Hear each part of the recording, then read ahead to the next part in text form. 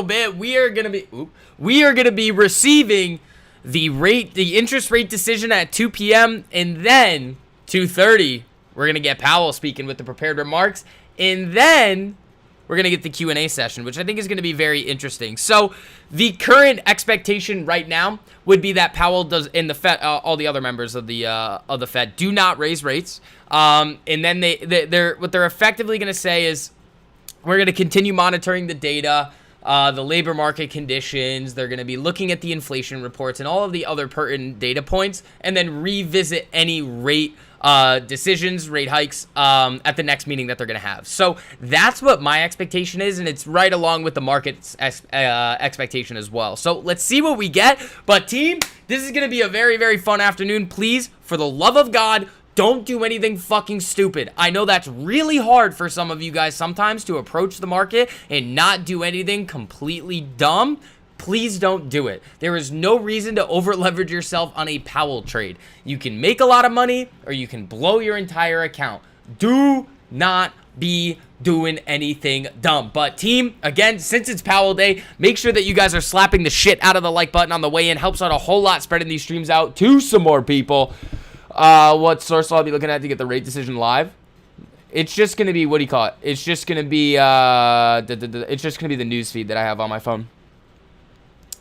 Casual FOMC day? Well, yeah, I'm not gonna put the suit back on. That's annoying. That's annoying. I'm not gonna put the suit back on. I mean, it's over there. It's on my bed right now. I could just put it back on, but I'm not gonna. All right, guys, keep smacking that like on the way in. We are going to be having some fun this afternoon. We got about, 13 minutes until the rate decision.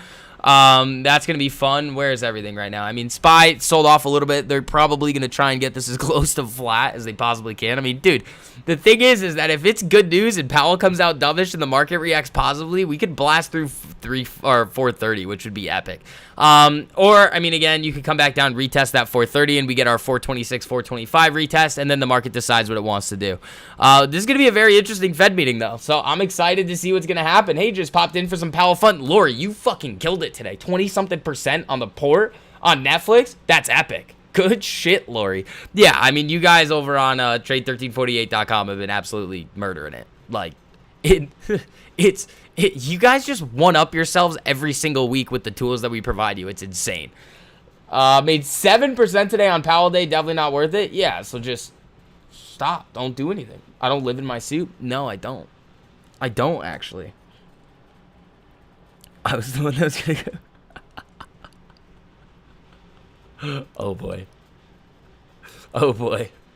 Let's see. All right, we're slipping a little.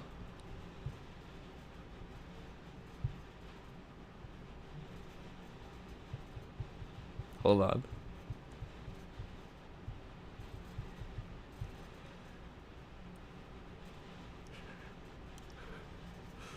Hold on, I'm talking to Gabe right now. YOLO!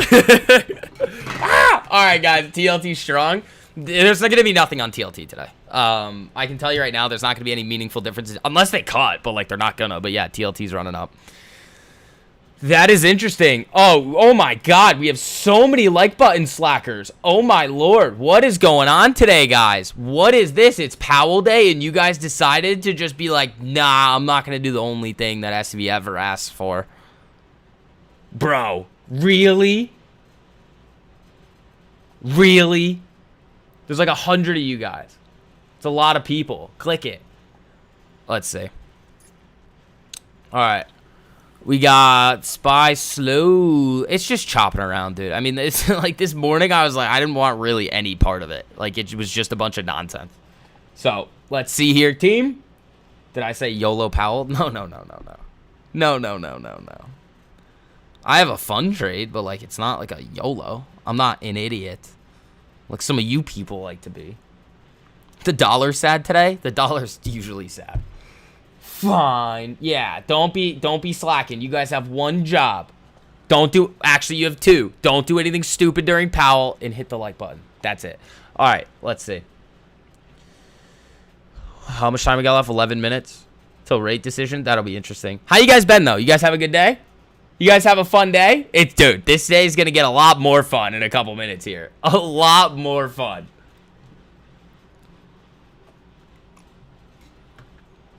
I got my coffee. I'm ready to go. Dude, I got to stop accidentally waking up so fucking early. I hate that. Loving this first week. Trading 1348 full time. There you go, Skid Mark.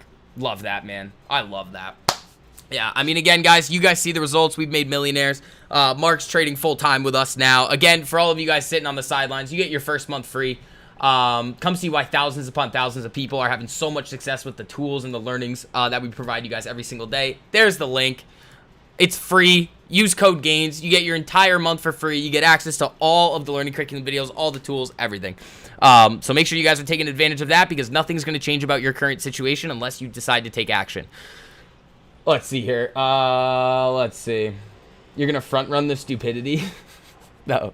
Carvana YOLO puts? Well, you don't YOLO anything ever, because that's stupid. Most of you guys do not have the portfolio sizes to even be allowed to YOLO. You don't deserve it, because you don't respect the money that you already have in your trading accounts. You just YOLO anyway. You're like, whatever. Fucking dude on the internet told me it looked good, and then you just start buying shit because you're silly. How do you sign up? The link's in the live chat there. All you do, sign up, make an account, use code GAINS at checkout, and you get your first month completely for free. Then you guys are all good to go. Let's see what we get for Powell here. But yeah, you get all the AI predictive algorithms, you get real-time unusual options activity, all the 25-plus learning curriculum videos, the algorithms, the alerts, everything. But yeah, it's pinned to the top of the live chat, too. Let's see. Let's see.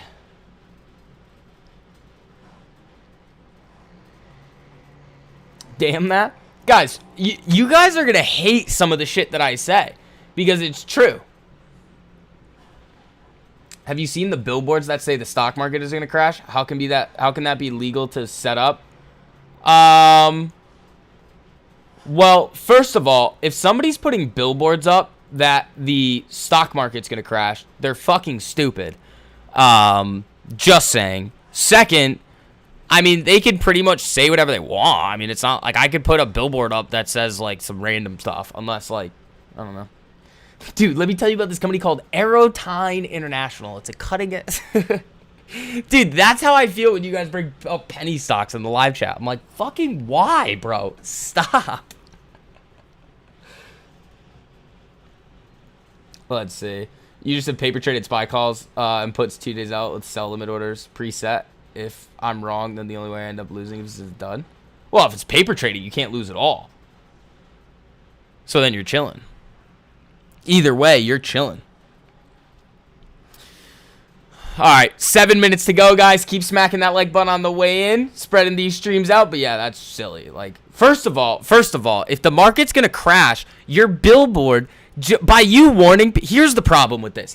This is why it's so dumb. Even the people in my live chat don't know how to take advantage sometimes of the market going down. What do you think a billboard's gonna do to just random people? Like, if you're new and you don't know what you're doing, you could literally have somebody that is from the future and comes and tells you that the market is gonna crash 50%, and you're gonna have no idea how to take advantage of it. So it doesn't make any sense either way.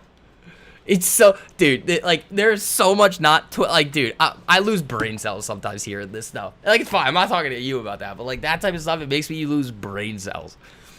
Oh, man. Jeez, dude. All right, let's see what we get here. We got 6 minutes to go until the rate decision. We got SPY trying to move back up a little bit. You made me short circuit? No, I hate stupidity and non-logical reasoning and common sense. That is like, if you want to have any level of intelligence, that is step one. It's just a test. Yeah, Daniel, you're fine. You're chilling. But like, why would you even put a billboard up?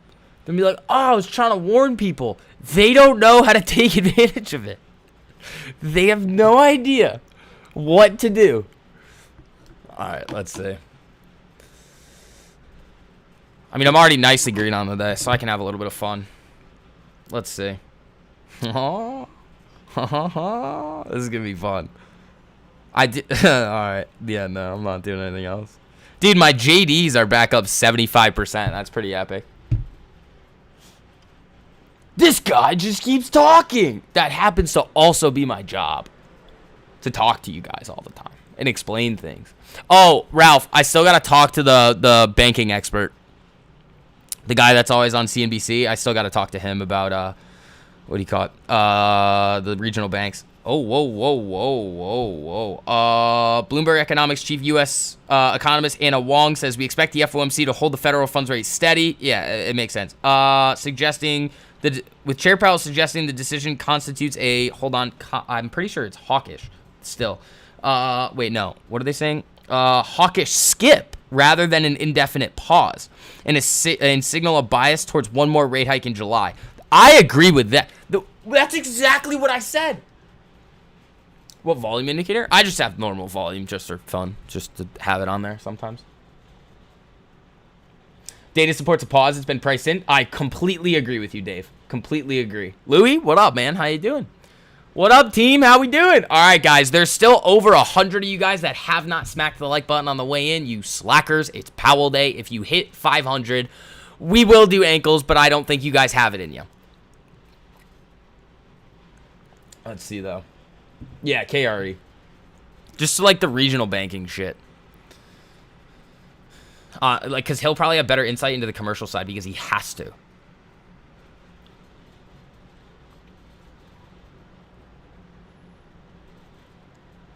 Let's see. Lotto, why are you gambling? Why are you gambling? Why do you feel the need to gamble on Powell? Stop. Stop. Don't be stupid. You guys have 2 jobs. 1, like the video. 2, don't do anything dumb on Powell. Whoa there. A few experts expecting Powell to keep the door open for 2 more. I think we get 1. I think we get 1 in like July or August, and then that's it. If he did it now, it doesn't make sense. It's like the data, the market pricing it in. It doesn't make sense for him to do it now. Could he? Yeah, but I just don't think he's gonna. It doesn't make sense. So, we'll see, though. We will see in about 3 minutes what the Fed wants to do. Here we go, team. Here we go.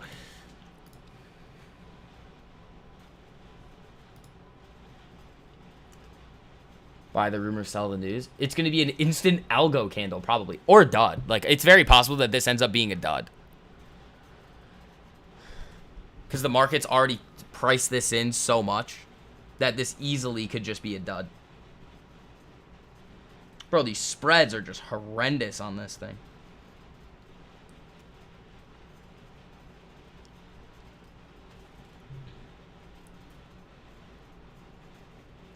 Not SPY, something else. Ralph knows. The spreads are just really ridiculous. Stress law. Whoa, what is NVIDIA? Oh, I have it on the weekly because we were looking at all-time high.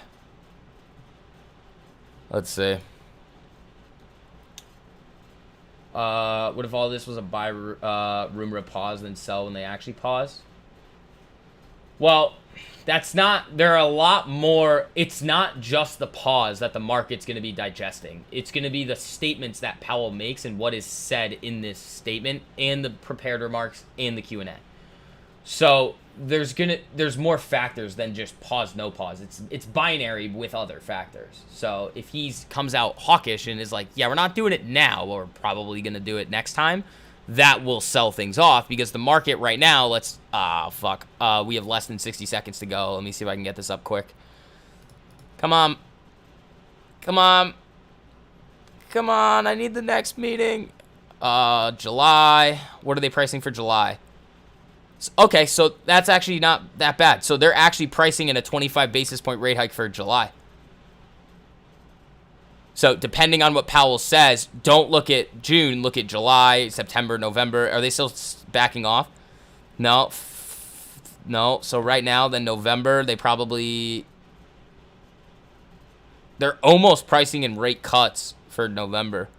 Not really, though, going into there. Yeah, they're not really doing much. All right, let's see. 3, 2, 1. Here we go. Oh, oh, oh. Oh, I just made a lot of money.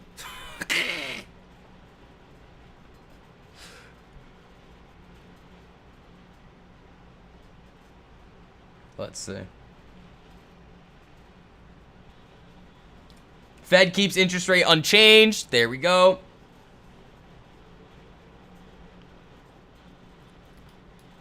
That was fun. That was a nice little algo candle there. Jesus.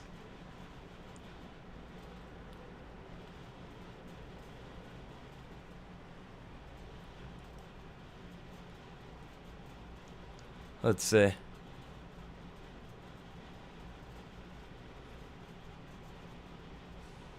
That was a giant algo candle. Oh my lord. Oh my lord. Jesus. Look at this go. Look at this go. Jesus. Oh my. Okay. Okay. I did a little thing. I did a little thing. Hold on. Oh, Jesus. Oh, my God, that hit. All right. Yeah, that was fun. So, I have some SPY puts that are up like 105% right now. That's fun. 107. They're just fucking around. So, let's see what we get here. Yeah, it's unchanged. It's unchanged. So, no rate increase. Keeping the target federal funds rate at 5.25. That's the deal here. Yeah, I don't have very many of those left. That was fun. So that was a giant fuck you algo candle.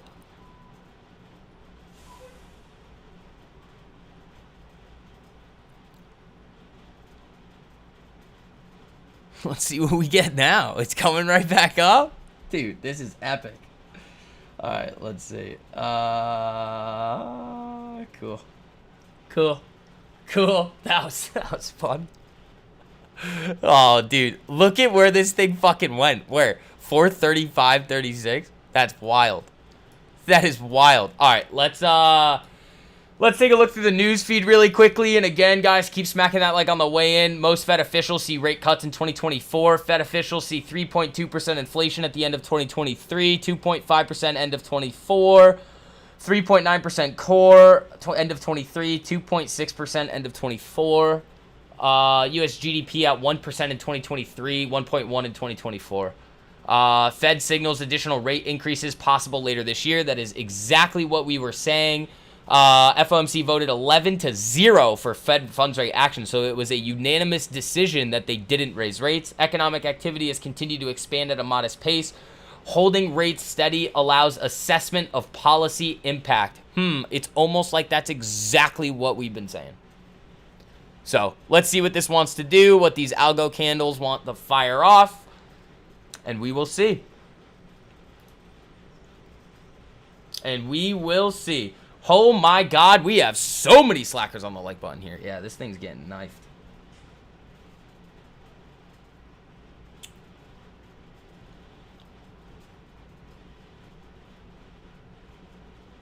Let's see.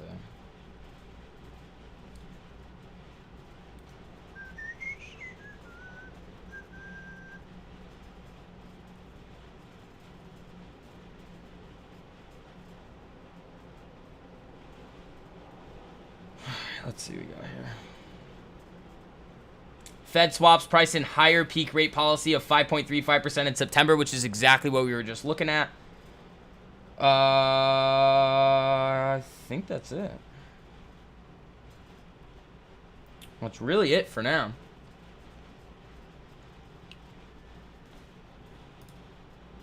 Yeah, there's a pause. They already paused.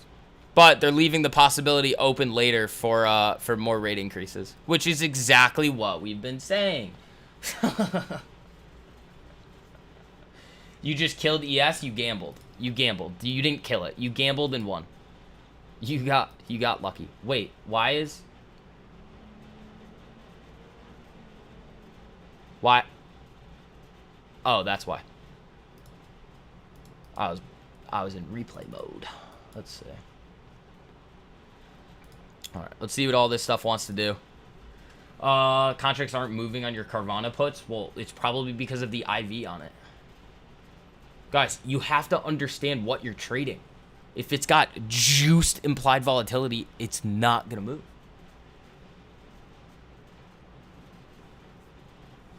Sold your SPY puts before the Fed announcement for a 3% gain on the port. Missed the big drop, but you're green. Yeah, it could have easily just gone the other way. So this is a gamble. This is always a gamble coming into 2. And then we have 2:30 where Powell comes out. Also, remember, team, everybody gets their first month free to trade1348.com. Here you go. Again, best place to come and learn to trade. You guys see it every single day in the live chats, in the community, on Twitter, on everywhere. And remember, team, the end of the month is when masterclass prices are going up. So if you do want that, make sure you're in before then. You get to watch Gabe trade live every single day. I mean, you saw the dude make over $50,000 this week already. You've seen his $250,000 days. You get my midweek masterclasses on Wednesdays. We come together on Sundays, which I don't know if we're going to be able to do this weekend because it's Father's Day. We might do it on Monday. But yeah, again, prices are going up at the end of the month. Make sure you're in before then. This is knifing, bro. Look at this. Look at this.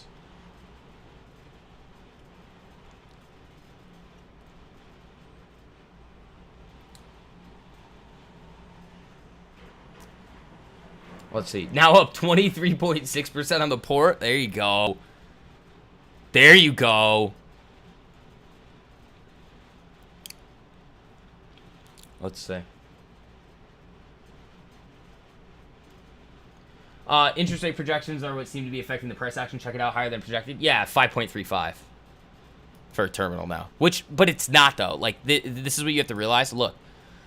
It's not. That's this. This was the same. It was 54%, I believe, right before, back up to 59. So yeah, they're pricing it in a little bit more, but nothing too insane.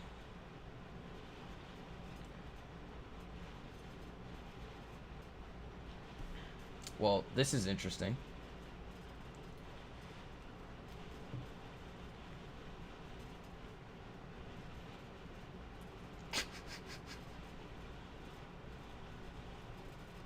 Yeah, the fund put position that I have is up 240% right now. So I'll probably sell that. Get that fucking thing out of here. Yeah, it's out. I just ditched that one for like 250%. That was fun. I mean, I have calls too that went to like 0, so it's a strangle. It was for fun. This thing is dying. Look at this. Look at this move.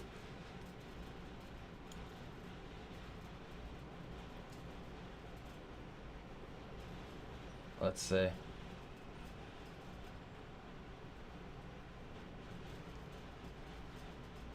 How low will she go? Oh, hold on. Oh, this is actually kind of epic. Okay, so this level that I have right here is the August 2022 high. If we come down and tap that, that is a interesting spot. Because if you look at this on the daily, look where it is. Retest. Retest. I don't know. That's far. That's another giant move down, depending on what Powell says. Did I strangle the SPY? Yep. Yep. That was fun, man. That was fun. But yeah, make sure that you guys are hopping into Masterclass before the end of the month because those prices are going up.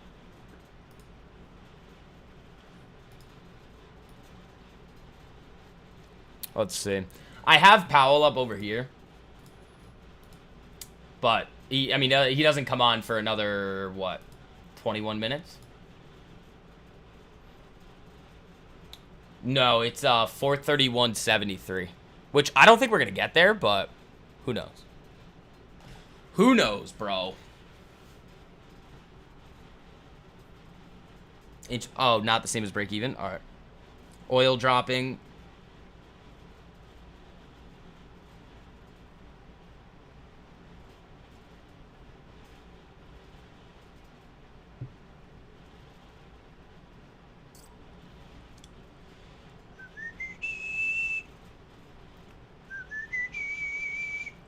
The daily gap. Yeah, I don't really give a shit about gaps, honestly. Don't care. Don't really care.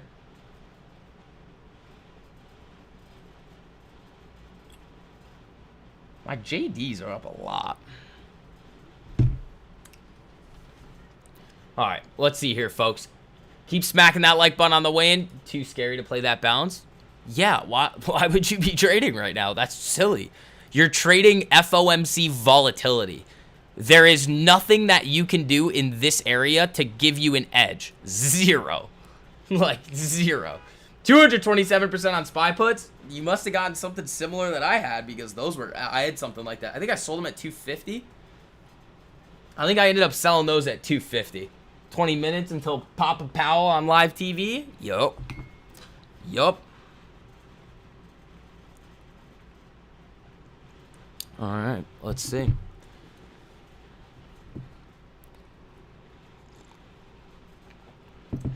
Quick, 5% on a TQQQ bounce. I mean, great, but you shouldn't really be trading this, so you really shouldn't. If you're thinking logically about how things, like how you should be trading, this is not what you should be doing. You should be sitting out, especially for those of you guys that don't even deserve to be trading Powell right now, because you're not respecting your account in normal trading days. You should not be being like, oh, I'm just gonna gamble on Powell. Yeah. No, that's silly. Let's do. Oh, what up, Alex? How you doing, buddy? Let's do it, bro. Hopefully everything's going well with you, man.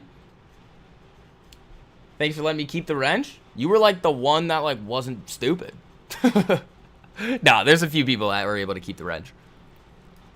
All right, guys. Again, we are 12 likes away from 150. Thank you, team. I appreciate that. And remember, everybody gets their first month free on the platform, trade1348.com. Use code GAINS. I'll throw that link in here for you guys, and then I'll throw up the I'll pull up the news feed. But in the meantime, here you guys go.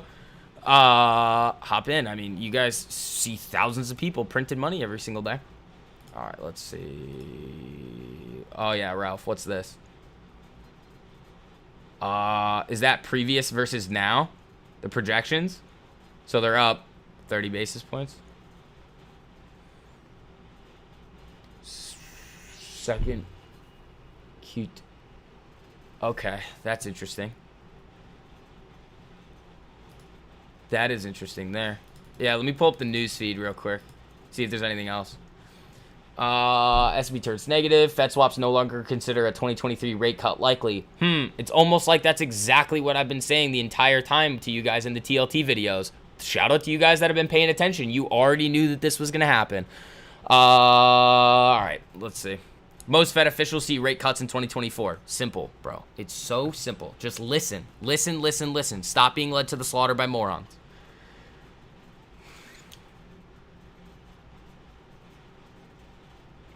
Let's see. Barely green on the day, up 0.9%. There you go. There you go.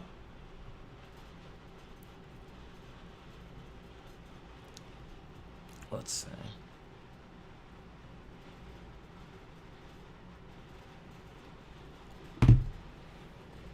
All right, let's see here. What are we going to get?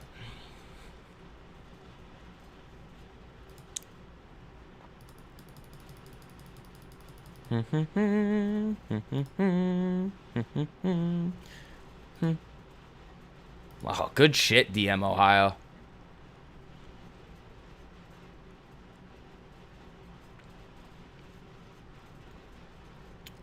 Yeah, okay, you guys are seeing a lot of bullshit. I'm scrolling around Twitter, you're seeing a lot of bullshit. The Fed did not say that they are going to be raising interest rates 2 more times. They said it's a possibility, and they still need to revisit even 1 more rate hike at the next meeting. So be very, very, very careful with what you're seeing on Twitter. There is a lot of bullshit out there by people who do not know what they're talking about.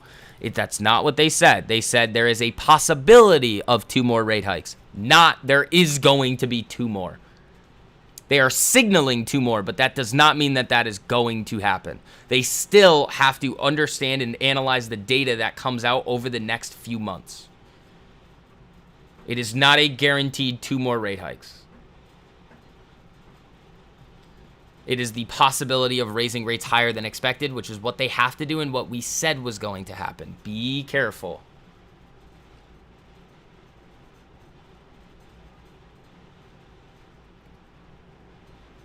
Oh, Alex, I think I do remember that, buddy. Yeah, that's just not what they said. They said, oh, yeah, we're potentially going to raise 2 more times. They don't know. The Fed doesn't know. If you think the Fed knows what they're about to do next, you're insane. They have no idea what they're about to do next until the more data comes out. They have no idea. They've been behind the curve at every step of the way. Be very careful what you guys are reading on social media and the news feeds. It's just not how it goes. All right, SPY moving back up.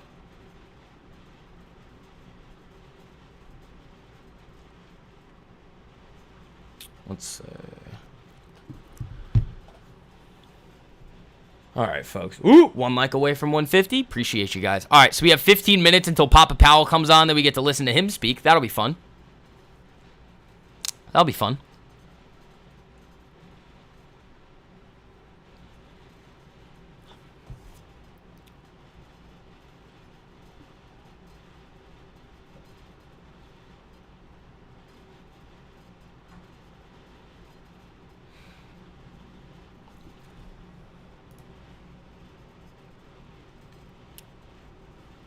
Let's see.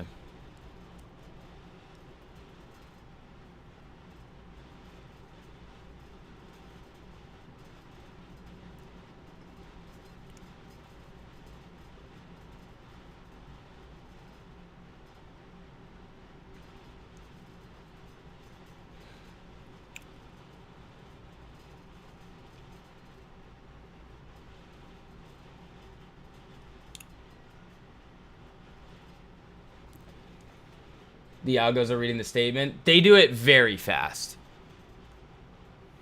They do it very fast. What if Powell wears backwards hat? He's not gonna. He's not gonna. SPY back down.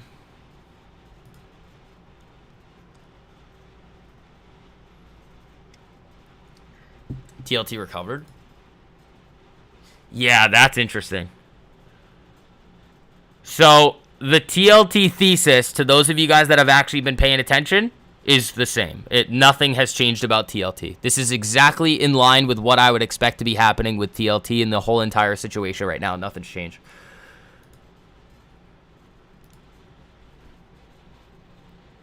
Let's see. Dollar moving up.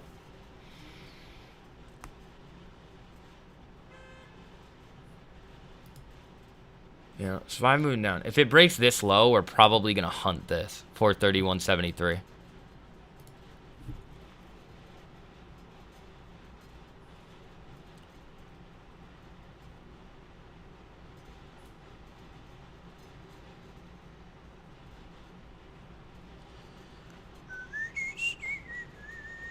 ChatGPT reads stuff instantly. Yeah, the large institutions, you guys have seen this forever. Like even back in 2018, you would see the algo candles fire off.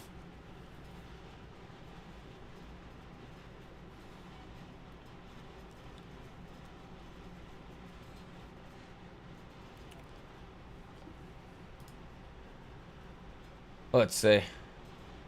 Your $15 strike might have been too far out of the money.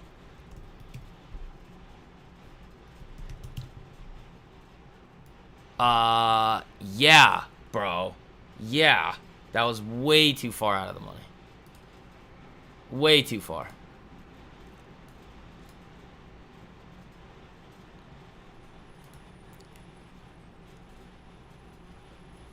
You have 434 as a level? From when?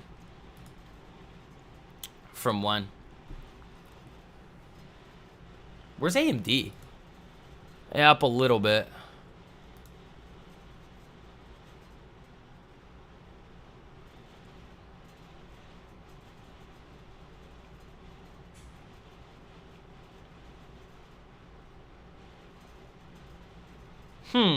That's interesting. The T method? Oh, 65 days out? Oh, that's not bad. That's not bad. I don't hate that. I thought you meant for this week. That would have been insanity. And then I don't think we're going to have audio issues to start with Powell. I think we're going to be fine. Also, for all you guys in here right now that have not yet, make sure you guys are following me on TikTok and Instagram. Short to VIX1 on both. We have a boatload of short form content coming out for you guys every single day. A lot of good educational content too that you guys definitely don't want to miss. So make sure that you guys are following me over there. I think I've already posted like 3 videos on TikTok today. So make sure you guys are able to digest all this info. Every single video has a purpose. Let's see. Oh, pre-market yesterday? Yeah, so 5-minute level. Analysts, the phrase "at this meeting" is a strong hint that holding steady is seen at just this meeting, implying that more rate hikes are to come. Yeah, we got it, bro. Like, we understand that they are going to be looking at data in the future to determine whether or not we're going to be getting more rate hikes. That's simple. You're going to be something in your view up like Target. I don't hate Tesla doing this. First big red day on Tessie, down 2%. Ribbon, the 4-hour 13. Got some room to come down, though, on the daily. Got some big room to come down on the daily.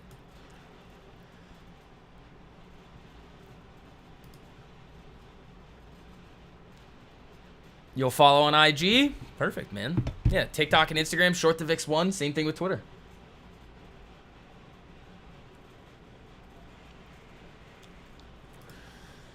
All right, man. Let's see what we're going to get. Yeah, and then, oh, yeah, all you Masterclass members, we've got that midweek Masterclass tonight at 6. Don't be late.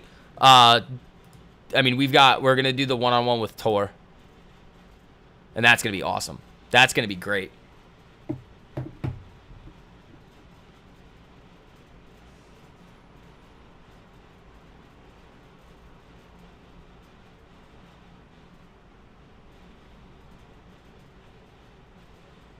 Hold on.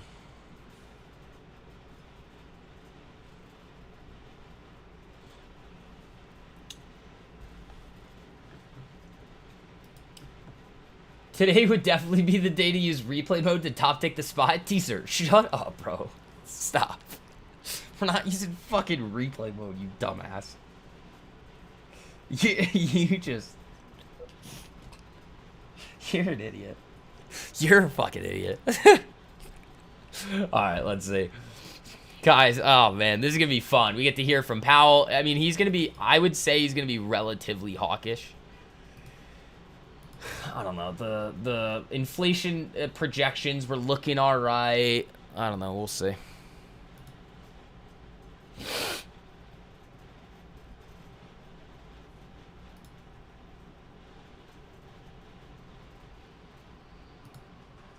Where's TLT?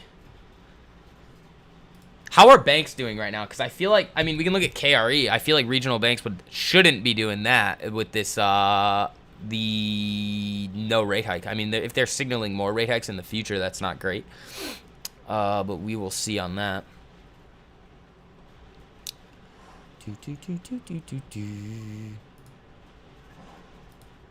Tessie Sharkin.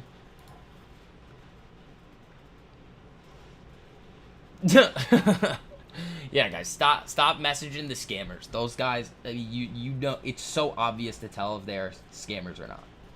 So blatantly obvious.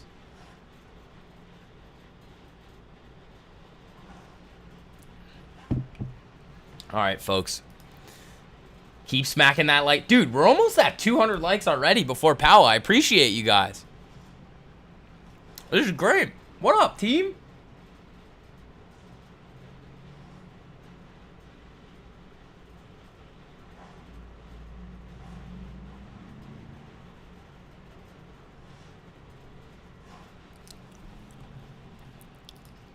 Why is this KRE? SPY slipping lower. Let's see.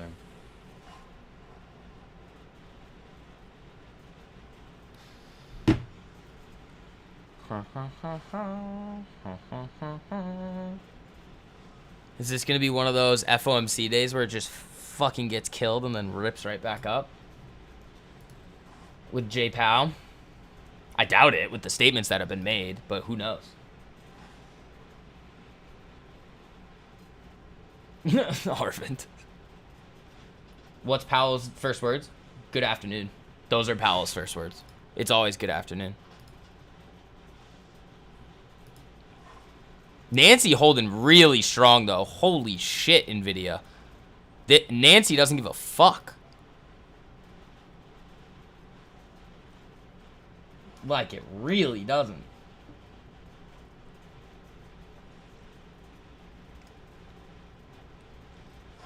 Did I see the message I sent? No, I'd really never look at Instagram messages, but I'll take a look at that one. Hold on.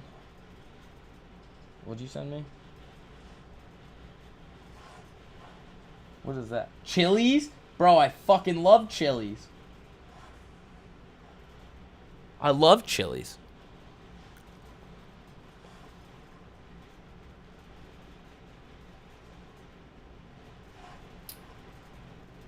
There's a lot more continuation than I would have expected. Usually the first move is the wrong move. After putting the statement into the reader, I see why.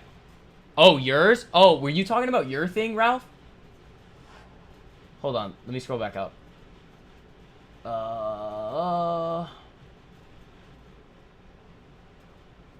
Yeah. All right, gotcha.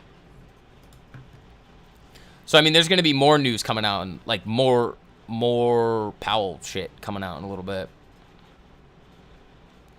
We got 4 minutes. 4 minutes, team.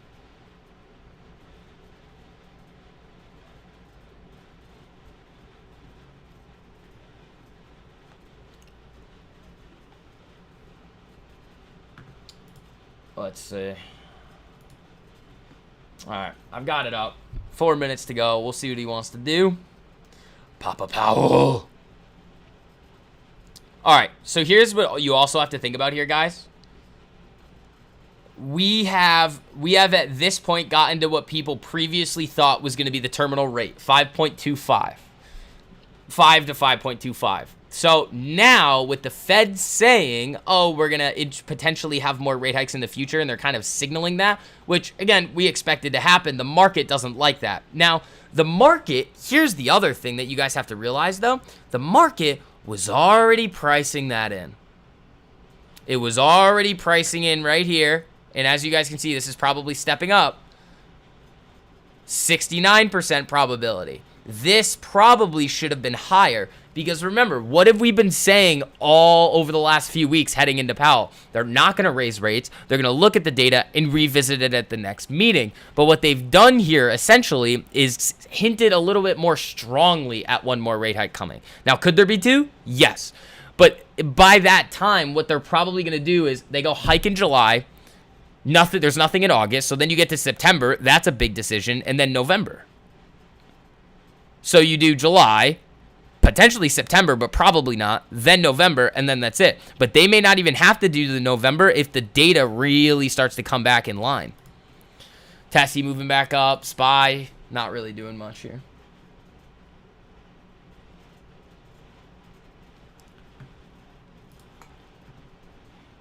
If the LLM we are testing works, the power read of the statement is definitely not dovish. No, it's not dovish. I mean, we saw the headlines. I should do a TikTok live stream as well. I don't think you can until you have 1,000 followers, and I've got like 510 or something. So we'll get there soon. Chili's isn't real food. Shut up, bro. Don't fucking talk about Chili's that way. Don't be talking about Chili's that way. All right. We are getting Powell in, let's see, 2 minutes here, guys. Make sure you guys slap that like on the way in. Reminder, masterclass price is going up at the end of the month, so make sure that all of you guys that are interested are in before then. But in terms of the normal platform and all of the amazing things that we offer you guys every single day, there's the link. Use code GAINZ, GAINZ, to get your first month completely for free, and you guys can come print with us, like all the other thousands of people that are in there printing.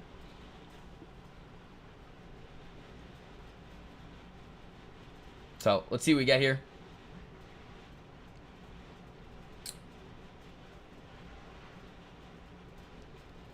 Chili's is a real food. It's the only food. Dude, Chili's is so good. I don't give a shit if it's real food. I don't care. Those honey chipotle chicken things, fire. The sandwiches, fire. Do I have to go to the bathroom after for like an hour? Yes. Do I care? Absolutely not. That's how good it tastes. Fuck, I have so much shit I gotta do. I had to pay taxes. Thanks, United States government. That's no fun.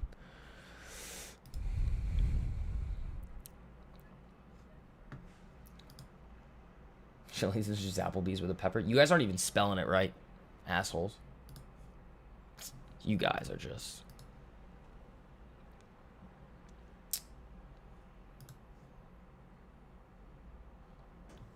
A monthly master option? No.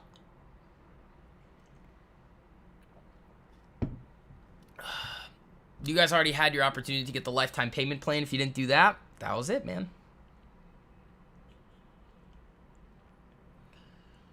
Of course, you don't care about going to the bathroom. That's where I control the stock market. Oh, yeah. Southwest egg rolls, dude. Those are fire. All right. Here's Papa. All right, hold on. Let's see. Here he comes. Let me know. Hold on. Let me know if you guys can hear this or not. Hear that?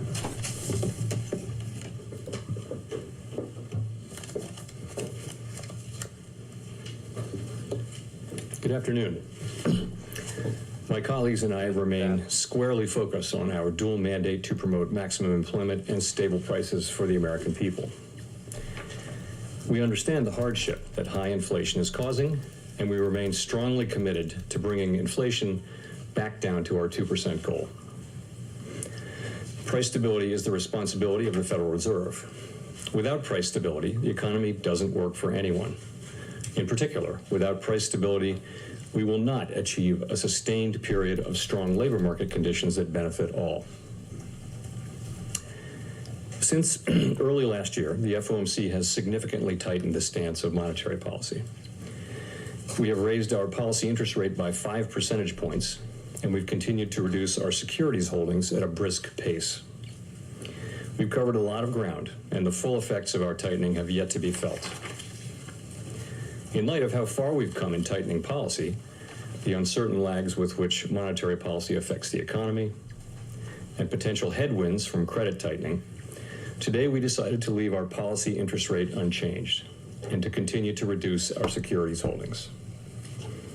Looking ahead, nearly all committee participants view it as likely that some further rate increases will be appropriate this year to bring inflation down to 2% over time. And I will have more to say about monetary policy after briefly reviewing economic developments. The U.S. economy slowed significantly last year, and recent indicators suggest that economic activity has continued to expand at a modest pace. Although growth in consumer spending has picked up this year, activity in the housing sector remains weak, largely reflecting higher mortgage rates. Higher interest rates and slower output growth also appear to be weighing on business fixed investment. Committee participants generally expect subdued growth to continue. In our summary of economic projections, the median projection has real GDP growth at 1.0% this year and 1.1% next year, well below the median estimate of the longer-run normal growth rate. The labor market remains very tight. Over the past 3 months, payroll job gains averaged a robust 283,000 jobs per month. The unemployment rate moved up but remained low in May at 3.7%. There are some signs that supply and demand in the labor market are coming into better balance. The labor force participation rate has moved up in recent months, particularly for individuals aged 25 to 54 years. Nominal wage growth has shown signs of easing, and job vacancies have declined so far this year. While the jobs to workers gap has declined, labor demand still substantially exceeds the supply of available workers. FOMC participants expect supply and demand conditions in the labor market to come into better balance over time, easing upward pressures on inflation. The median unemployment rate projection in the SEP rises to 4.1% at the end of this year and 4.5% at the end of next year. Inflation remains well above our longer-run 2% goal. Over the 12 months ending in April, total PCE prices rose 4.4%, excluding the volatile food and energy categories. Core PCE prices rose 4.7%. In May, the 12-month change in the Consumer Price Index came in at 4%, and the change in the core CPI was 5.3%. Inflation has moderated somewhat since the middle of last year. Nonetheless, inflation pressures continue to run high, and the process of getting inflation back down to 2% has a long way to go. The median projection in the SEP for total PCE inflation is 3.2% this year, 2.5% next year, and 2.1% in 2025. Core PCE inflation, which excludes volatile food and energy prices, is projected to run higher than total inflation, and the median projection has been revised in the SEP up to 3.9% this year. Despite elevated inflation, longer-term inflation expectations appear to remain well anchored, as reflected in a broad range of surveys of households, businesses, and forecasters, as well as measures from financial markets. The Fed's monetary policy actions are guided by our mandate to promote maximum employment and stable prices for the American people. My colleagues and I are acutely aware that high inflation imposes hardship as it erodes purchasing power, especially for those least able to meet the higher costs of essentials like food, housing, and transportation. We are highly attentive to the risks that high inflation poses to both sides of our mandate, and we are strongly committed to returning inflation to our 2% objective. As I noted earlier, since early last year, we have raised our policy rate by 5 percentage points. We have been seeing the effects of our policy tightening on demand in the most interest rate sensitive sectors of the economy, especially housing and investment. It will take time, however, for the full effects of monetary restraint to be realized, especially on inflation. The economy is facing headwinds from tighter credit conditions for households and businesses, which are likely to weigh on economic activity, hiring, and inflation. The extent of these effects remains uncertain. In light of how far we've come in tightening policy, the uncertain lags with which monetary policy affects the economy, and potential headwinds from credit tightening, the committee decided at today's meeting to maintain the target range for the federal funds rate at 5 to 5.25%, and to continue the process of significantly reducing our securities holdings. As I noted earlier, nearly all committee participants expect that it will be appropriate to raise interest rates somewhat further by the end of the year. But at this meeting, considering how far and how fast we've moved, we judged it prudent to hold the target range steady to allow the committee to assess additional information and its implications for monetary policy. In determining the extent of additional policy firming that may be appropriate to return inflation to 2% over time, the committee will take into account the cumulative tightening of monetary policy, the lags with which monetary policy affects economic activity and inflation, and economic and financial developments. In our SEP, participants wrote down their individual assessments of an appropriate path for the federal funds rate based on what each participant judges to be the most likely scenario going forward. If the economy evolves as projected, the median participant projects that the appropriate level of the federal funds rate will be 5.6% at the end of this year, 4.6% at the end of 2024, and 3.4% at the end of 2025. For the end of this year, the median projection is a 0.5 percentage point higher than in our March projections. I hasten to add, as always, that these projections are not a committee decision or plan. If the economy does not evolve as projected, the path for policy will adjust as appropriate to foster our maximum employment and price stability goals. We will continue to make our decisions meeting by meeting based on the totality of incoming data and their implications for the outlook for economic activity and inflation, as well as the balance of risks. We remain committed to bringing inflation back down to our 2% goal and to keeping longer-term inflation expectations well anchored. Reducing inflation is likely to require a period of below-trend growth and some softening of labor market conditions. Restoring price stability is essential to set the stage for achieving maximum employment and stable prices over the longer run. To conclude, we understand that our actions affect communities, families, and businesses across the country. Everything we do at the Fed is in service to our public mission. We will do everything we can to achieve our maximum employment and price stability goals. Thank you, and I look forward to your questions. Here we go. Thank you. Colby Smith with the Financial Times.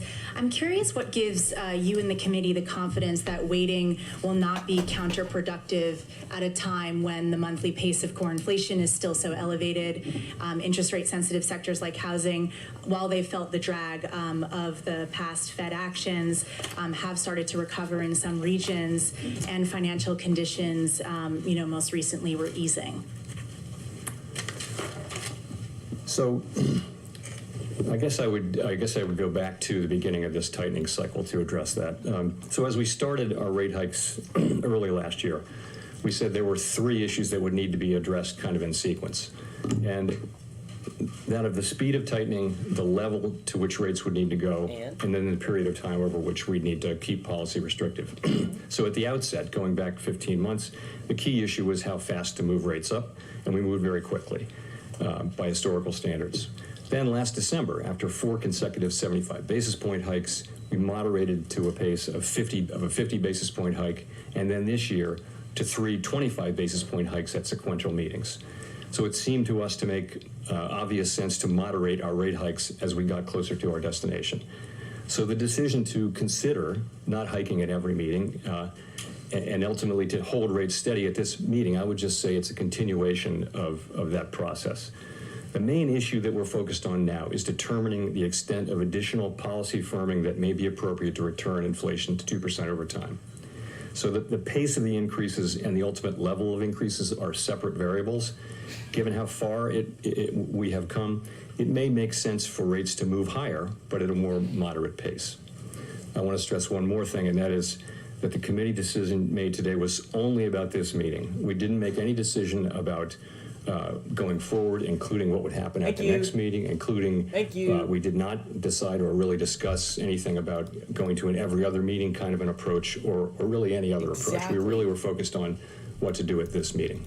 So there was no kind of initial debate about the possibility of July, any sense of the initial support at this stage for that move? So again, we didn't make a decision about July. I mean, of course, it came up in the meeting from time to time, but really the focus was on what to do today. I would say about July, two things. One, decision hasn't been made. Two, I do expect that it will be a live meeting.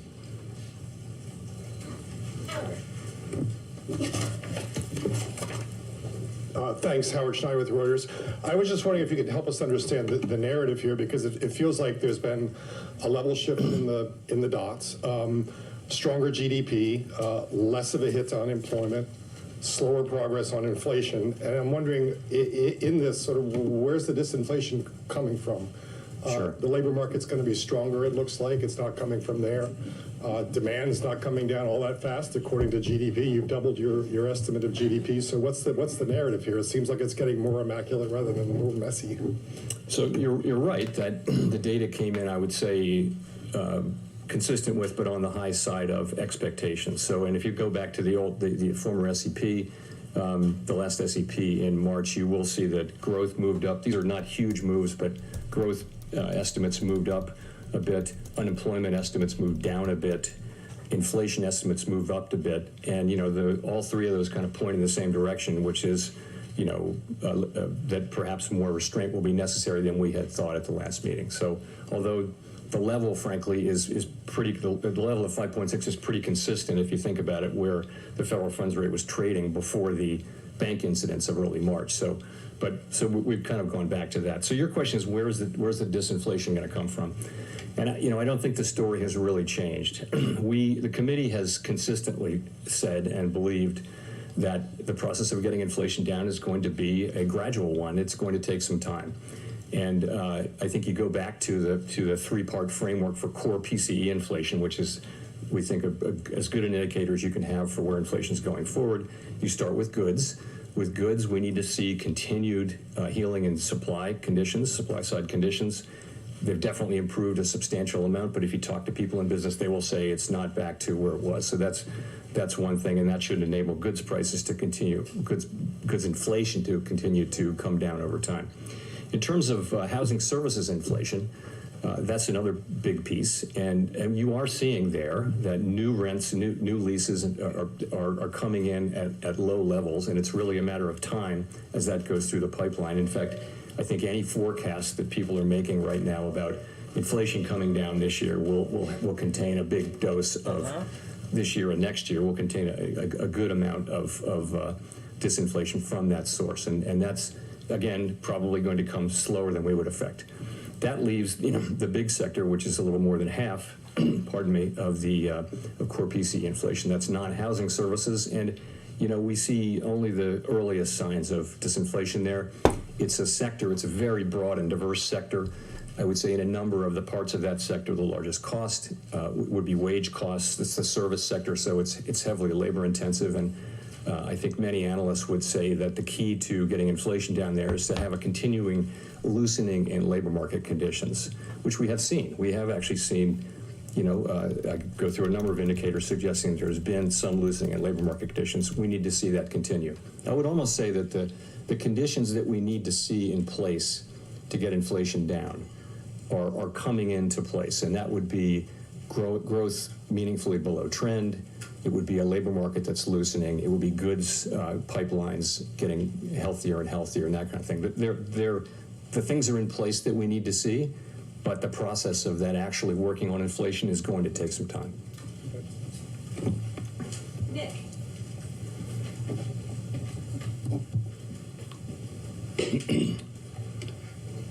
Nick Tamaros of the Wall Street Journal.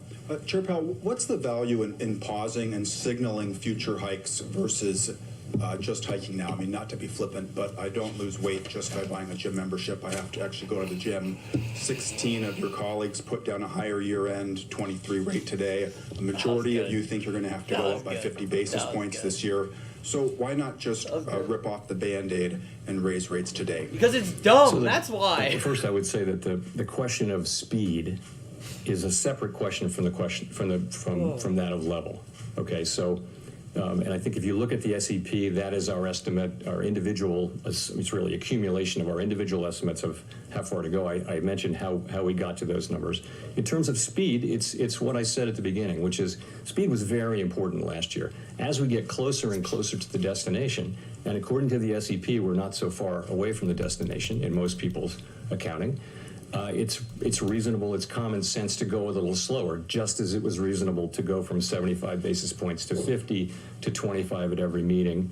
And so the committee thought overall that it was appropriate to moderate the pace, if only slightly. And there are benefits to that. So that gives us more information to make decisions. We may try to make better decisions. I think it allows the economy a little more time to adapt as we make our decisions going forward, and we'll get to see. We don't know the full extent of the consequences of the banking turmoil that we've seen. It would be early to see those, but we don't know what the extent is. We'll have some more time to see that unfold. I mean, it's just the idea that we're trying to get this right, and this is if you think of the two things as separate variables, then I think that the skip, I shouldn't call it a skip, the decision makes sense. I know you said July is live with only one June employment, with only the June employment and the CPI report for June due to be released before the July meeting. You get the ECI after, you get the senior loan officer survey after, you get some bank earnings at the end of next month. What incremental information will the committee be using to inform their judgment on whether this is in fact a skip or a longer pause?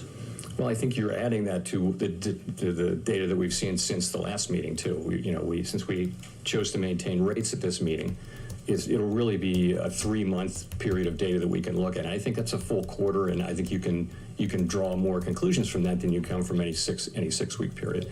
We'll look at those things. We'll also look at the evolving risk picture. We'll look at what's happening in the financial sector. We'll look at all the data, the evolving outlook, and we'll make a decision. Gina. Thanks for taking our questions. Gina Smilik, New York Times. You obviously, in your forecast, marked up the sort of path for growth, marked down the path for unemployment, and marked up the path for inflation pretty notably. I wonder, since March, what has changed to make you think that the economy is a lot more resilient and inflation is going to be a lot more stubborn? And given that, why do you feel confident that this is as high as you're going to have to revise the federal funds rate, or do you think it's possible we could have even a higher than 5.6% terminal by the end of this cycle? I mean, on the first part, I just think we're following the data and also the outlook. The economy the labor market, I think, has surprised many, if not all, analysts over the last couple of years with its extraordinary resilience, really. It's just remarkable, and that's really, if you think about it, that's what's driving. It's job creation, it's wages moving up, it's supporting spending, which in turn is supporting hiring, and it's really the engine, it seems, that is driving the economy. So it's really the data. In terms of, we always write down at these meetings what we think the appropriate terminal rate will be at the end of this year. That's how we do it. It's based on our own individual assessments of what the most likely path of the economy is. It can actually in reality wind up being lower or higher. And there's really no way to know, but it's what people think as of today. And as the data come in, it can move around during the intermeeting period. It could wind up back in the same place, but it really will be data driven. I can't tell you that I ever have a lot of confidence that we can see where the federal funds rate will be that far in advance. Right. So they don't know. Mr. Chairman, thanks for taking my question. You had said back at the end of May that you thought risks were getting closer to being into balance. Is that still the case, or has your mind changed about the balance of risks out there? And also, could you give us an idea of what would be a sufficiently restrictive funds rate? Obviously the current rate, according to the committee, is not sufficiently restrictive. Is it 5.6? Is it 6? Where is sufficiently restrictive? Thank you. I would say again that I think that over time, the balance of risks, as we've moved from from interest rates at effectively 0 now to 5 percentage points with an SEP calling for additional hikes, I think we've moved much closer to our destination, which is that sufficiently restrictive rate. And I think that means, almost by definition, that the risks of sort of overdoing it and underdoing it are getting closer to being in balance. I still think, and my colleagues agree, that the risks to inflation are to the upside still. So we don't think we're there with inflation yet, because we're just looking at the data. And if you look at the full range of inflation data, particularly the core data, you just aren't seeing a lot of progress over the last year. Headline, of course, inflation has come down materially, but as you know, we look at core as a better indicator of where inflation overall is going. Sufficiently, so I think what we'd like to see is credible evidence that inflation is topping out and then beginning to come down. That's what we want to see. Of course, that's what we want to see. And We've seen that. I think it's also, we understand that there are lags, but remember that it's more than a year since financial conditions began tightening. I think the reason we're comfortable pausing is that we are still, much of the tightening took place over last summer and later into the year, and I think it's reasonable to think that some of that may come into effect. So we're, I think stretching out into a more moderate pace is appropriate to allow you to make that judgment of sufficiency, more with more data over time. Rachel. Hi, Chair Powell. Rachel Siegel from the Washington Post. Thanks for taking our questions. I wanted to ask further on the lag effects. When you're considering when you would hike again throughout the course of the year, are there things that you would expect to kick in as those lag effects come into effect that would inform your decisions? Have you learned things over the past year that give you some sense of timeline for when to expect those lags to come into effect? Yeah. So it's a challenging thing in economics. It's sort of standard thinking that monetary policy affects economic activity with long and variable lags. Of course, these days, financial conditions begin to tighten well in advance of actual rate hikes. So if you look back when we were lifting off, we started talking about lifting off. By the time we had lifted off, the 2-year, which is a pretty good estimate of where policy is going, had gone from 20 basis points to 200 basis points. So in that sense, tightening happens much sooner than it used to in a world where news was in newspapers and not on the wire. So that's different, but it's still the case that what you see is interest-sensitive spending is affected very, very quickly. So housing and durable goods and things like that. But broader demand and spending and asset values and things like that, they just take longer. And you can pretty much find research to support whatever answer you would like on that. So there's not any certainty or agreement in the profession on how long it takes. So, and that makes it challenging, of course. So we're looking at the calendar, we're looking at what's happening in the economy, we're having to make these judgments. And again, it's one of the main reasons why it makes sense to go at a slightly more moderate pace now as we seek that ultimate. I can't point to that ultimate endpoint.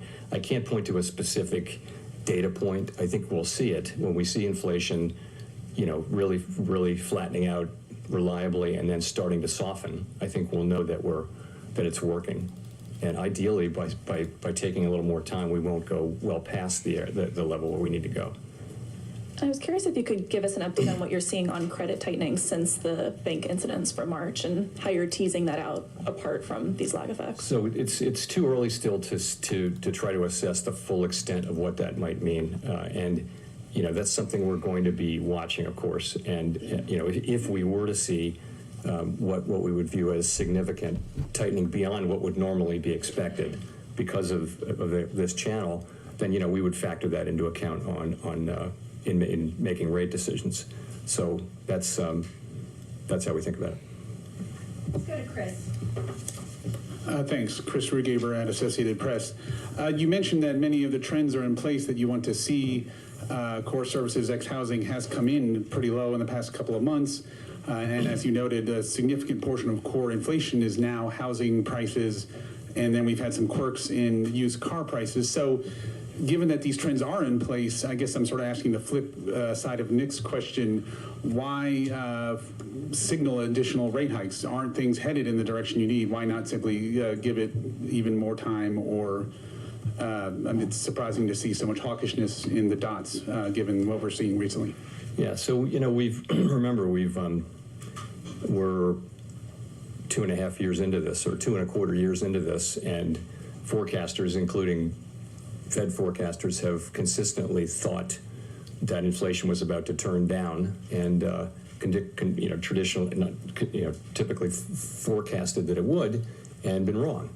So I think if you look at core PCE inflation overall, look at it over the last 6 months, you're just not seeing a lot of progress. It's running at a level over 4.5%, far above our target, and not really moving down. We want to see it moving down decisively. That's all.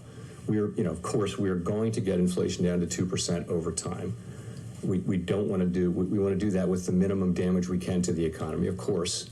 But we have to get inflation down to 2%, and we will. And we just don't see that yet. So, hence you see today's policy decision, both to write down further rate hikes by the end of this year, but also to moderate somewhat the pace with which we're moving. Quick follow-up. The last press conference you mentioned you didn't see wages driving inflation, and there was some research from the San Francisco Fed suggesting wages aren't necessarily a key driver, but you've talked about the labor market today and the need for softening. Can you give us a little more specifically of how you see the tight labor market driving inflation at this point? Thank you. Right. So I'm not going to comment on any particular paper, but I would say that I think the overall picture is that at the beginning, in early 2021, inflation was really coming from very strong demand largely for goods. People were still at home. They had money in the bank and they wanted to spend, and they spent a lot on goods. And of course, at the same time, and because of that high demand to some extent, supply chains got all snarled up. So prices went way up, inflation went way up.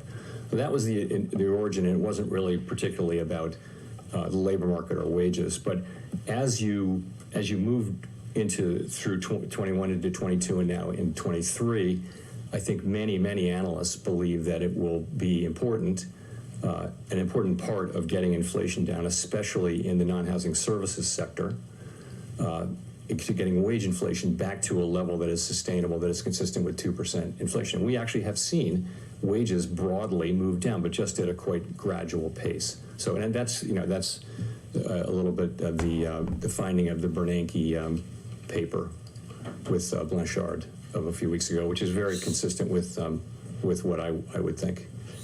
So you're not going to comment on a paper and then comment on a paper? Michael McKee from Bloomberg Radio and Television. You said in the past that you don't like to surprise markets. It's kind of been the Fed's view. Markets should have an idea of what you're going to do before you go in. You also said a number of times that it would take a while to bring inflation down. You reiterated that again today, and that we would get to a point where inflation could be sticky.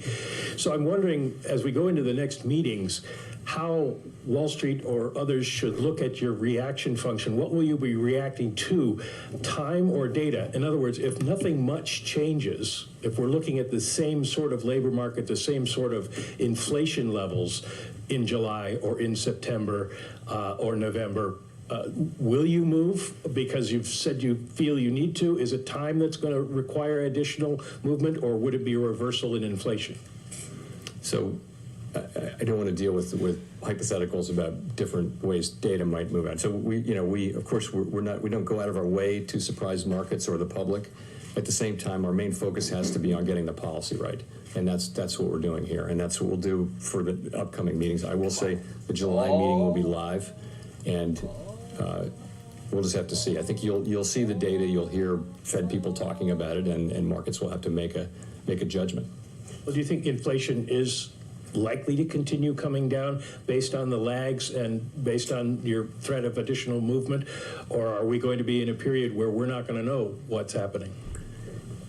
I think if you look at if you just look at, I'll just point you to the forecast. So inflation is running, core PCE inflation is running at about 4.5%, a little higher than 4.5%, and the median FOMC participant thinks it'll go down to 3.9 on a 12-month basis. This is by the end of this year. So that's expecting pretty substantial progress. That's a pretty significant decline for half a year. So that's the forecast. We do try to be transparent in our reaction function. We're committed to getting inflation down, and that's the number one thing. So that's how I think about it. Let's go to Victoria. Victoria Guido with Politico. Could you talk about the balance sheet and how you're thinking about it? What are you looking for to judge whether we're approaching reserve scarcity, and is Treasury issuance going to affect that? Also, are you considering lowering the RRP rate in order to take some pressure off banks? So let me say, first of all, on the Treasury part of it, if I can talk about that, and then go back to the balance sheet. So on that, of course, we've been very focused on that for a couple of months, as everyone has. Treasury has laid out its borrowing plans publicly. I think I saw the Secretary's comments yesterday to the effect that Treasury has consulted widely with market participants about how to avoid market disruption, and that they're going to watch carefully for that. So that's from the Treasury, which actually sets the borrowings. At the Fed, we'll be monitoring market conditions carefully as the Treasury refills the TGA. The adjustment process is very likely to involve both a reduction in the RRP facility and also in reserves. It's really hard to say at the beginning of this which will be greater. We are starting at a very high level of reserves and still elevated RRP to take up, for that matter. So we don't think reserves are likely to become scarce in the near term or even over the course of the year. So that's the Treasury part of the answer. We will, of course, continue to monitor conditions in money markets, and we're prepared to make adjustments to make sure that monetary policy transmission works. Was there another part of your question? Yeah. What are you considering lowering the RRP rate to help take some pressure off banks? So we have a number of. I would say the RRP doesn't look like it's pulling money out of the banking system. It's actually been shrinking here lately. So I don't think that's not something we've thought about a lot over time. It doesn't really look like that's something that we would do. I think it's a tool that we have. If we want to use it, we can. There are other tools we can use to address money market issues, but I wouldn't say that that's something that's likely that we would do in the near term.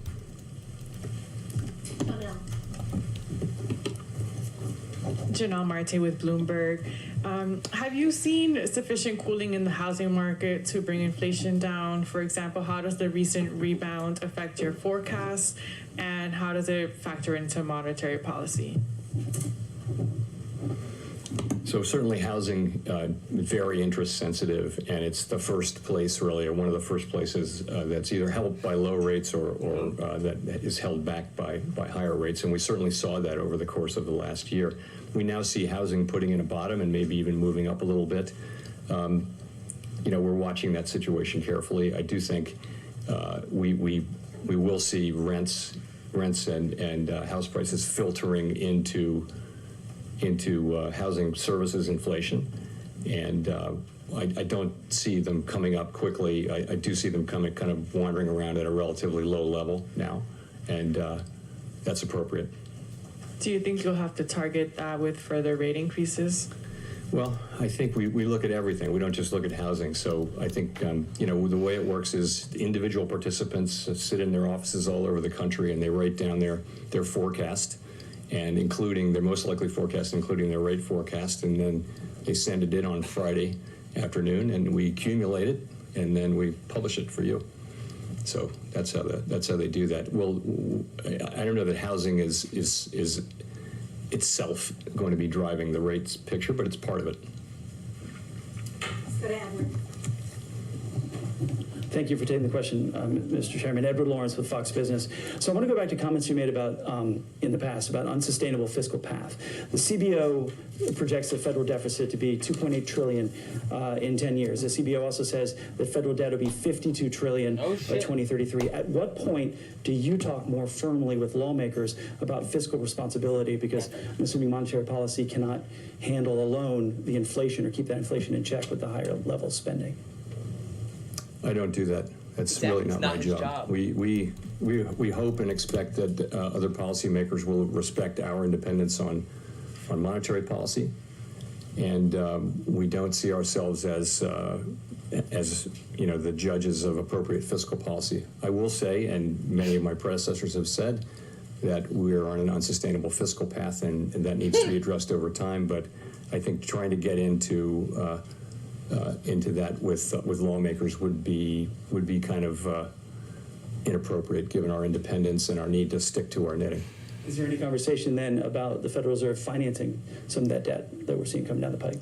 No, under no circumstances. No. Courtney.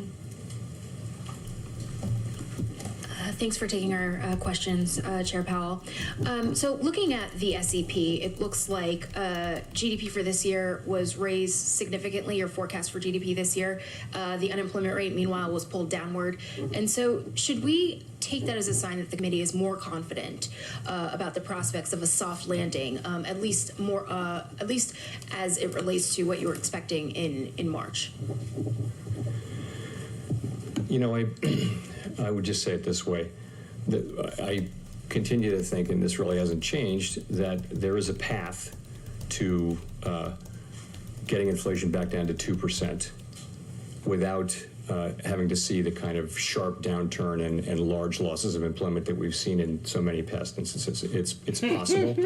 In a way, a strong labor market that gradually cools could aid that along. It could aid that along. But I guess I want to come back to the main thing, which is, though, simply this. We see, the committee, as you can see from the SEP, the committee is completely unified in the need to get inflation down to 2%. And we'll do whatever it takes to get it down to 2% over time. That is our plan. And, we understand that allowing inflation to get entrenched in the U.S. economy is the thing that we cannot allow to happen for the benefit of today's workers and families and businesses, but also for the future. Getting price stability back and restored will benefit generations of people as long as it's sustained, and it really is the bedrock of the economy, and you should understand that that is our top priority. Just a quick follow-up on that. I'm just a little confused because you said the committee will do whatever it takes to get inflation down over time. But when I look at the SEP, inflation is still projected to be elevated next year, but the Fed funds rate is lower than where it is Tesla now. looking Can to you go help me green. Understand that? Break Sure. this, So, it's going green. If you look 2 and 3 years out with the forecast, first of all, I wouldn't put too much weight on forecasts even 1 year out because they're so highly uncertain. But what they're showing is that as inflation comes down in the forecast, if you don't lower interest rates, then real rates are actually going up, right? So just to maintain a real rate, the nominal rate at that point 2 years out, let's say, should come down just to maintain real rates. And actually, since we're probably going to we're having real rates that are going to have to be meaningfully positive. easy. and significantly so It's for us so to get inflation easy. down. That probably means that certainly means that it will be appropriate to cut rates at such time as inflation is coming down really significantly. And again, we're talking about a couple years out. I think, as anyone can see, not a single person on the committee wrote down a rate cut this year, nor do I think it is at all likely to be appropriate if you think about it. Inflation has not really moved down. It is not so far reacted much to our existing rate hikes, and so we're going to have to keep at it. Julie. The mic is coming. Oh, sorry. Thank you. Hi, Chaparral. Julie Chabanas, AFP News Agency. The May job report showed a rebound in May in black workers' unemployment. Is it consistent with the Fed's maximum employment mandate? Are you worried about that, about this rebound? So we are, of course, worried about. There are long-standing differences in racial and ethnic groups across our labor market. That's a factor that we can't really address with our tools, but we do consider that when we're thinking about what constitutes maximum employment. It is for us a broad and inclusive goal, and so we do watch that. But remember, all unemployment, including black unemployment, has been bouncing around right near historic modern lows here. So we're still talking about, I mean, what is as strong a labor market as we've seen in a half century here in the United States. So overall unemployment of 3.7% is 0.3 higher than it was measured to be at the last a month ago, but still it's extraordinarily low. And so it's a very, very tight labor market. Megan.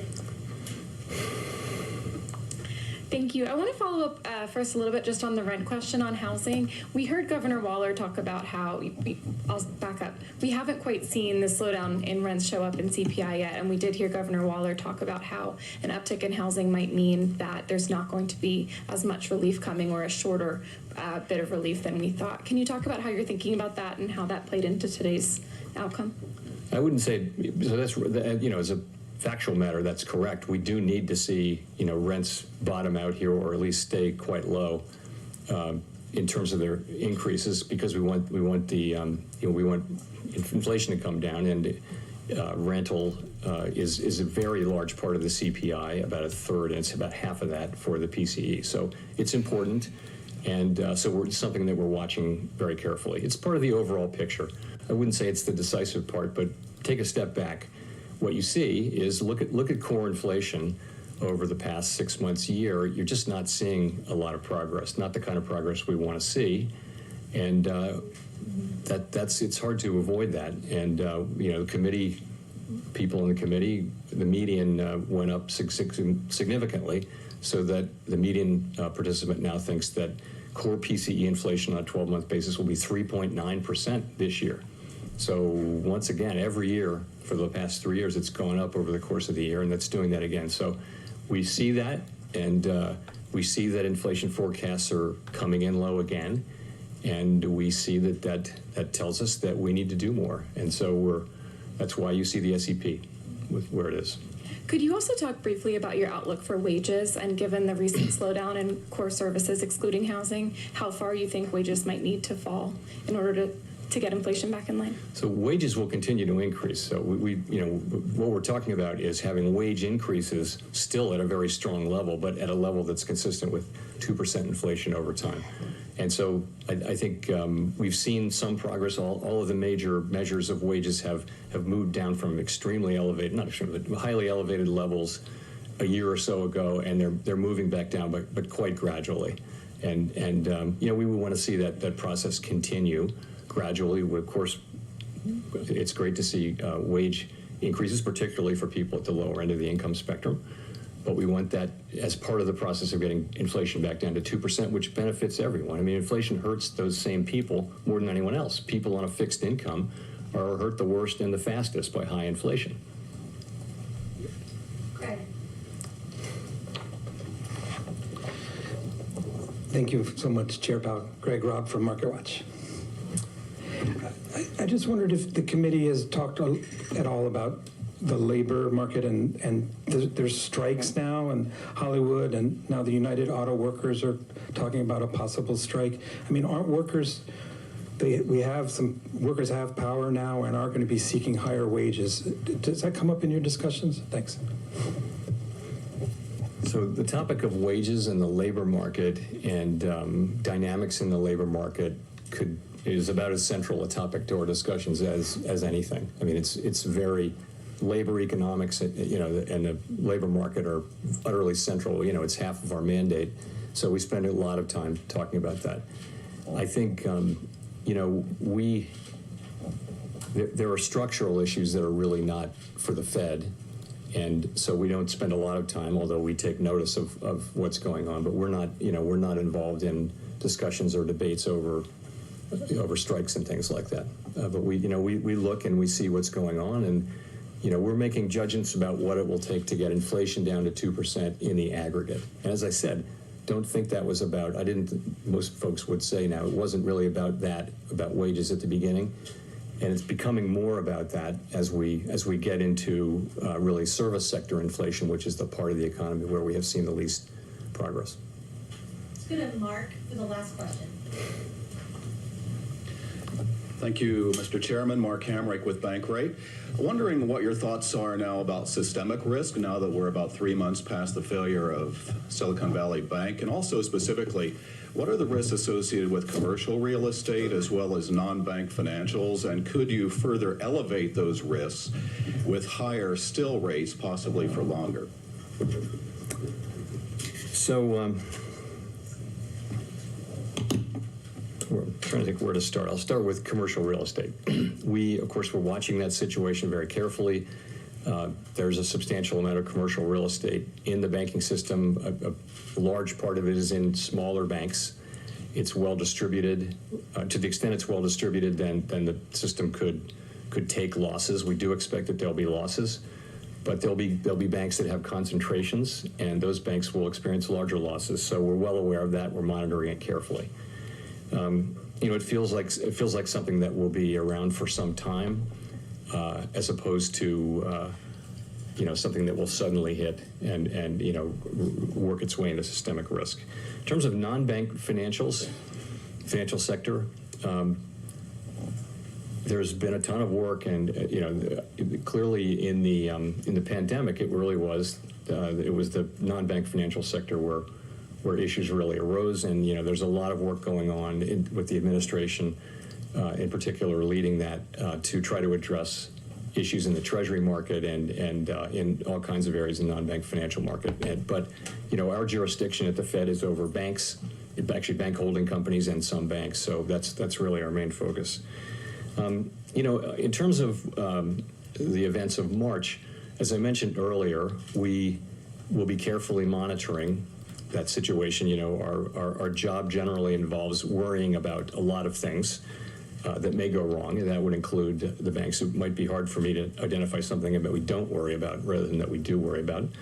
So we're watching those things very carefully. And as we see things unfold, as we see what's happening with credit conditions and also all the individual banks that are out there, we'll be able to take, to the extent it's appropriate, we can take, if there are macroeconomic implications, we can take that into account in our rate setting. And so I guess that's what I would say. Can I just follow up on the last part? That's, do you risk further exacerbating those issues if you get up to another 50 basis points? So that's, and I guess I meant to address that by saying, as we watch, we'll see what's happening, and if we're seeing the kind of tightening of conditions that you could be referring to, then we can factor that, because really we use our rate tool it really has macroeconomic purposes, so we'll take that into account. Of course, we have responsibility for financial stability as well, and that also is a factor that we're always going to be considering. Thank you very much. All righty, folks, that's going to be it for Powell today. So he is done. No rate hike. They're going to prepare for potentially more rate increases coming in the following months, but there is nothing set in stone. If you guys see anybody on Twitter saying the Fed is saying that there's going to be 2 more rate hikes, go tell them that they're fucking stupid. That's not how this works. So, team, we have our midweek masterclass coming up in about a little less than 3 hours here. So all of you masterclass members, we're going to be doing our first one-on-one. So get ready for that. We're going to have Tor on here. It's going to be awesome. And yeah, guys, remember, prices are going up on masterclass at the end of the month. So make sure you guys are in before that. But another fun day in the market, man. I will see you guys tomorrow. Peace.